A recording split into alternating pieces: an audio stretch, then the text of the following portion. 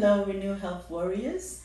Welcome to Renew Health Thursdays. I get so excited because when it's Thursdays, we get to record and I get to, have a chat with you all. Anyway, I'm Dr. Jacqueline Owusu, for those who don't know me. I'm the owner of Renew Health Clinic in Columbus, Georgia, as well as the owner of Dr. Owusu's Skincare and Wellness, and also the senior pastor of Living Free Now Church in Columbus, Georgia.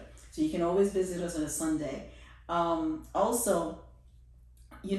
This channel is more about incorporating fruits and vegetables, raw fruits and vegetables, fresh fruits and vegetables into your daily life so that you can be able to see better health results, start alkalizing your body and a lot of the foods that we eat are very acidic, and then seeing improvement in your health, and even allowing your doctor to see this improvement, and then possibly taking you off your blood pressure medications or your diabetes medications. As long as you incorporate a lot of fruits and vegetables in your diet and move more away from your meats and your dairies and your oils, and make more fruits and vegetables your daily kind of partake food, your daily foods instead of the meats and vegetables, you will see tremendous difference. Okay. So with that said, the reason why we do have this channel, so that we can challenge you and support you to know that you can do this. You can take your health into your own hands with the help of your doctor and be able to see utmost improvement in your health and get off your medications and your chronic medications and feel better. Okay. So, and then, present your best version of yourself to the world and to yourself. Okay. So that's why we do this. So we post every Thursday. And if you missed other videos, just go back on our channel, the Dr. Owusu Skincare and Wellness channel, and all the videos will be there. You can listen to them, okay? So last week, we posted on a video, and it was talking about how to heal your body, your spirit, soul, and body with raw foods. And today, we're going to be talking about understanding how food, the food that we eat affects our body. So today's title is how the food we eat affects our body, or understanding the food we eat and how it will affect our body. Okay. So with that said, every time there are four basic processes that I do want you all to understand with every food that you eat. The four basic processes are digestion. The foods that you eat are digested. They're in complex forms, and your body wants to break it down. Digestion is breaking it down to its simplest form, right? The simplest constituent. So, and then from that digestion, the body breaks it down to the simple constituents, then it absorbs it, okay? So then after it absorbs it, then it utilizes it.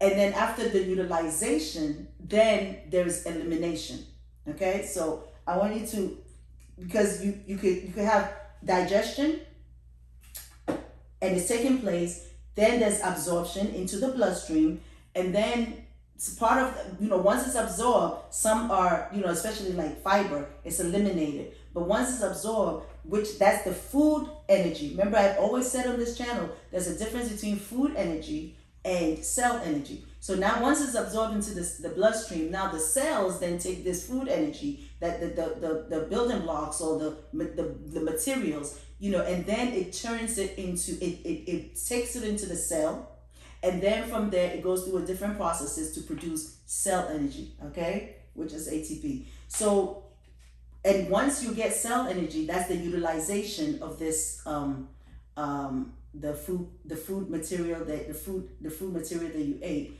And then from there, there's also another elimination, because even though you ate the food and you got the nutrients out of it into the cell, into the bloodstream, right? But then you eliminate it through your bowels, right? And then the cells got this, right? And then the cells utilize what it needs to utilize, and then it also poops. So remember, just as your body poops through your colon, the cells also poop. So when the cells poop, they poop into the interstitial fluids, the lymphatic fluids, okay? The lymphatic system.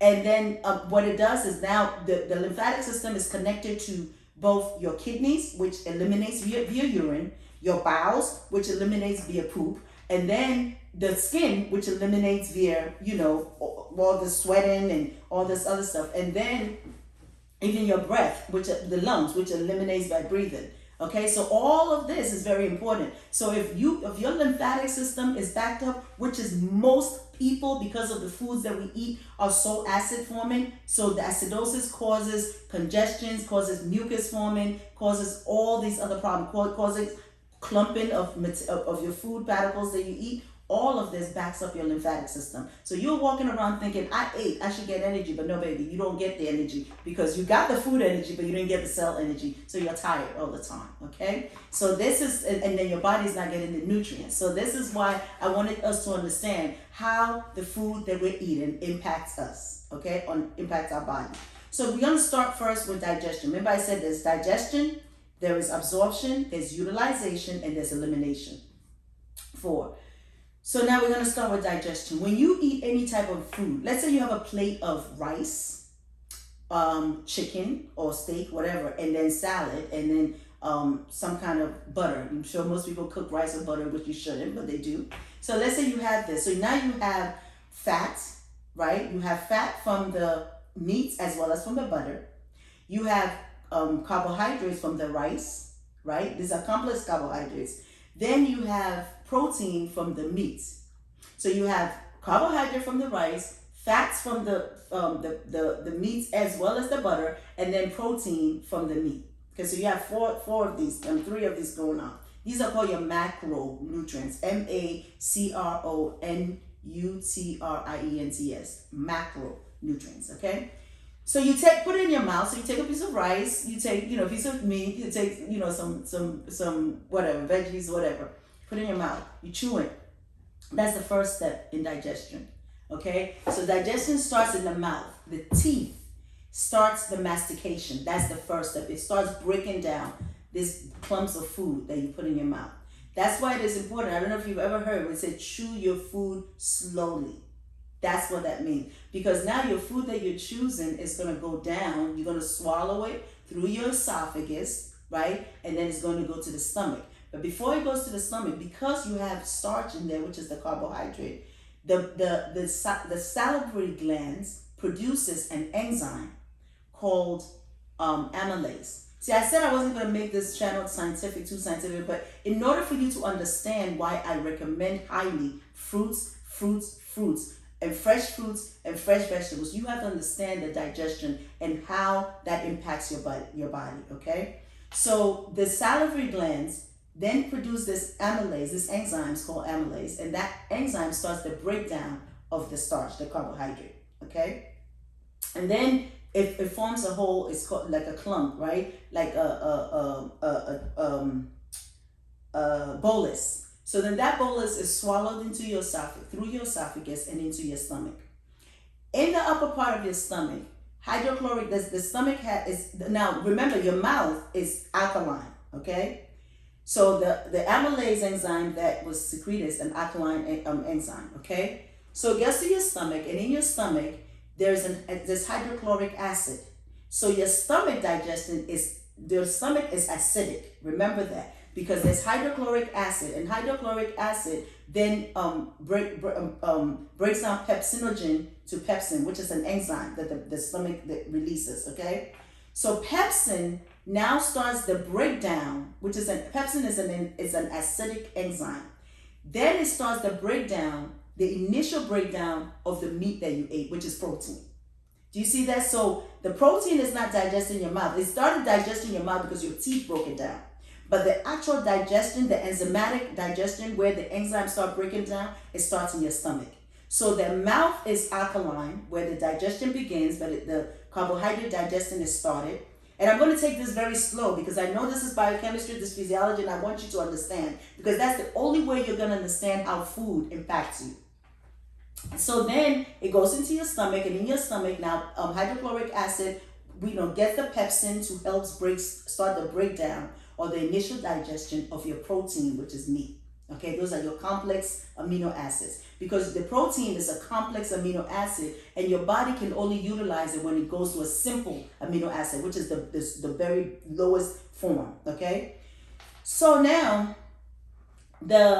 what I want you to understand now, that after that material is broken down. Now another thing, if you don't have meat, right, in your foods that you just ate, then the stomach will hold it as a holding place until it's able to, move it slowly into the small intestine. If you do have meat, then nothing happens. It just kind of like holds, it stays there, and then the carbohydrate and the fats, and then the meats or the protein is what is digested initially in the stomach. Remember, it's an acidic compartment of your body, and I think it's the only acidic compartment of your body. So then, after that, okay, that chyme, okay, that is now in your stomach, now moves to the next part of your body, which is the small intestine. The small intestine is broken down into three parts. You have the first part, which is the duodenum, okay, the duodenum or the duodenum. And then you have the second part, which is the jejunum. Then you have the third part, which is the ileum.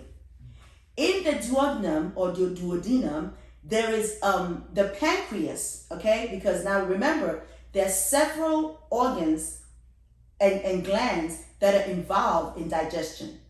So the pancreas now is behind your stomach, and the head of the pancreas is right here, and it connects into the small intestine, the duodenum part of the small intestine.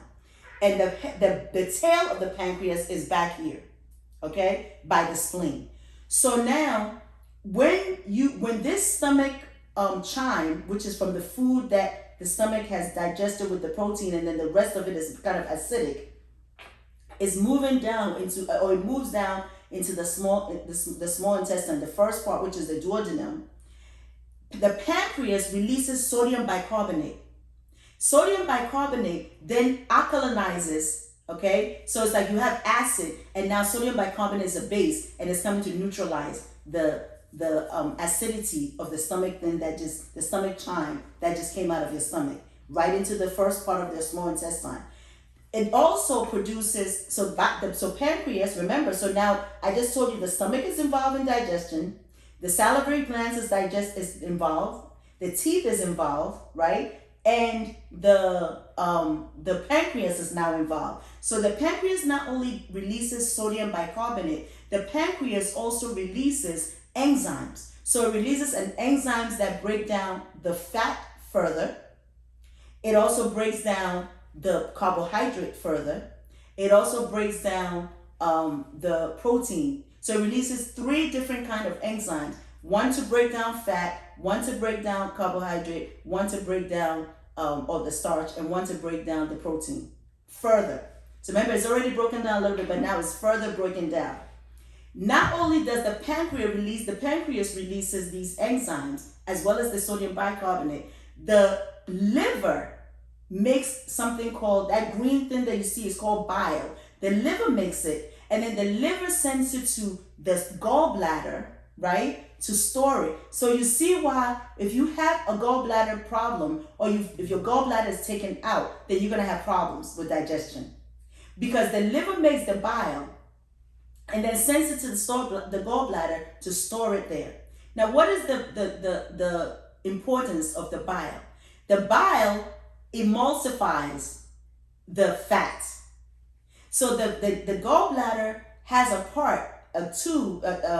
tubule that is connected to the first part of the small intestine called the duodenum, just like the pancreas is also connected to it so that it can release the enzymes and some hormones so that the digestion of fat can occur. So the digestion of fat is taking place in the small intestine, the first part, the duodenum, by the bile emulsifying, right, the fat. Think about, this is the perfect way to think about it. Think about when you have oil and you put the oil in your sink. If you put water and soap in the sink, what does it do? It breaks down the fat. It makes the fat not so oily, right? It emulsifies, that's the fat. That's what's happening that's what the bile is actually doing to your fats. It's emulsifying it, okay? Then the pancreatic enzymes that the pancreas just released is also breaking them down further, as well as the enzymes that the pancreas releases also breaking down the starch or the carbohydrate as well as the protein, Okay? So all this is going on. There's a whole lot going on. Now you see how much is involved in digestion. Then after that happens in the small first part of the small intestine called the duodenum, it moves further to the second part, okay, called the jejunum of the small intestine. That's where some absorption is going to start taking place, meaning it's going to start moving right into this. The small intestine has like small villas. It has villas and it has holes, right? And it's going to start absorbing into the bloodstream. It starts partly from the jejunum, okay, but all throughout, but mostly in the jejunum and a little bit of the and more in the ileum, which is the third part. So do you understand how if you now you see, let's connect diseases into this. Do you understand how if you have a problem with your salivary gland, you're gonna have a problem digesting carbohydrate? If you have a weak stomach, if your hydrochloric acid is too weak, you're gonna have a problem with digesting proteins, because that's what digests proteins. If you have a problem with your pancreas, if your pancreas is underproducing or underactive, you're going to have a problem with the pancreas releasing sodium bicarbonate to continue to help buffer out the chyme, the acidic chyme that's coming from the stomach that goes into the small intestine, right, the duodenum. You're going to have a problem with that. You're also going to have a problem with the enzymes that are being released from the pancreas to digest carbohydrate or starch and protein and fats. Now, see that so digestion can be properly. You can have improper digestion if you have a problem with the mouth, if you have a problem with the stomach, if you have a problem with the pancreas. Now, if you have a problem with the liver, let's say you have liver disease and you can't make bile, then you have a problem because then you can't emulsify the fat. Or if you have a gallbladder problem, your gallbladder has been taken out, then guess what? You can't emulsify the fat. That's when you eat something that's fatty, if you've had your gallbladder taken out, it'll come right out. That's the reason why. Because the liver makes the bile, it is stored in the gallbladder, and now your gallbladder has disease, right? And then your liver also has a problem. So guess what? Or your gallbladder has been taken out. So now you're gonna not really emulsify your fats, and it's gonna run right through you. So that's why I said I wanted to take my time so you can understand the biochemical process of the foods that you eat and you don't even think about it, but all this is happening in this ingenious body, in this ingenious vehicle or computer called your body. Okay? So now with the food is in the small intestine, in the upper part of the small intestine, which is the duodenum. You've digested it, it's moving down to the middle part of the small intestine called the jejunum. Okay, some absorption is taking place into your the bloodstream. Okay, and then after that it goes to the ileum, and then in the ileum absorption is definitely taking place, and then from there it connects to the cecum of the large intestine, and that's where elimination starts taking place. But I want to say something about that. Then we'll go into absorption later. Now, but I want to say something about, and I want to recap. If you have a problem with the mouth, or if you have a problem with the stomach, if you have a problem with the pancreas, if you have a problem with the liver or the gallbladder, all this can affect your digestion. In addition to, if you have a problem with the small intestine, you're going to have problems with digestion. So there is carbohydrates breaks down to simple sugars. Protein breaks down to simple amino acids. And they're the building blocks. And the sugars are your fuel. Okay? And then fats break down to fatty acid and glycerol. So the stomach, if you have a problem, okay, so now let's go to absorption. Then we'll talk about the small intestine. So now you digested this food. It's now trying to be absorbed into the bloodstream, right, from the small intestine. Okay, both the duodenum, which is more digestion going on, and then the jejunum, which is some digestion and some absorption, and then definitely in the ileum, which is the third part of the small intestine, all the absorption is taken on tremendously.